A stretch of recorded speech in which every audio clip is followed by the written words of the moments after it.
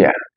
Leo tutaongelea katika ufugaji wa kuku mambo ambayo mfugaji anatakiwa awe mwangalifu, na asipozingatia haya, hata kama akiendelea kuwapa chanjo inavyotakiwa, lazima upate hasara. Na nimepata simu nyingi sana za watu ambao katika sekta hiyo ambayo naiongelea, wengi wanakata tamaa kwa sababu ya kupata hasara. Sasa leo nilikuwa nahitaji tuongelee sekta hiyo.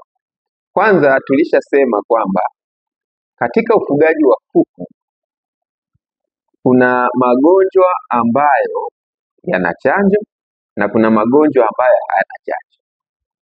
Na ukitaka kuwa mfugaji mzuri wa kuku, lazima ujue magonjwa ambayo yale ambayo yanakuja kwa vipindi na uyazingatie kwa uangalifu mkubwa, ndio utakuwa mfugaji mkubwa sana wa kuku na utafuga kwa faida. Sasa magonjwa ambayo tunajua hana chanjo, ugonjwa wa mafua. Ugonjwa wa mafua hauna chanjo, na kama hukuwa mwangalifu katika banda lako, hujazingatia vigezo vya kudhibiti ugonjwa huu, unaweza ukawa ni mfugaji ambao kila siku unaingia kwenye changamoto ya kutibu kuku zako, na unapoteza kuku wengi kwa sababu umejikita sana katika chanjo, lakini sio katika kinga. Sasa ili kuepukana na hii, lazima kwanza uwe una taratibu wa kuweka banda lako ya kumiminia banda lako kila baada ya mwaka hata mmoja. Kila baada ya mwaka mmoja miminia bakteria banda lako, uwa wadudu wote ambao katika banda lako. Alafu zingatia tena usafi. Najiwekea utaratibu kila baada ya mwaka mmoja unamimina banda lako, unaua vijidudu vyote, bakteria zote ambazo ziko katika banda lako. Na unaweza ukajiwekea utaratibu kila baada ya miezi 6 au kila baada ya mwaka mmoja, isizidi mwaka mmoja kabla hujaweka na hujawa bakteria wote katika banda lako. Lakini ukizingatia hiyo na usafi wa banda, utaepukana sana na ugonjwa huu wa mafua.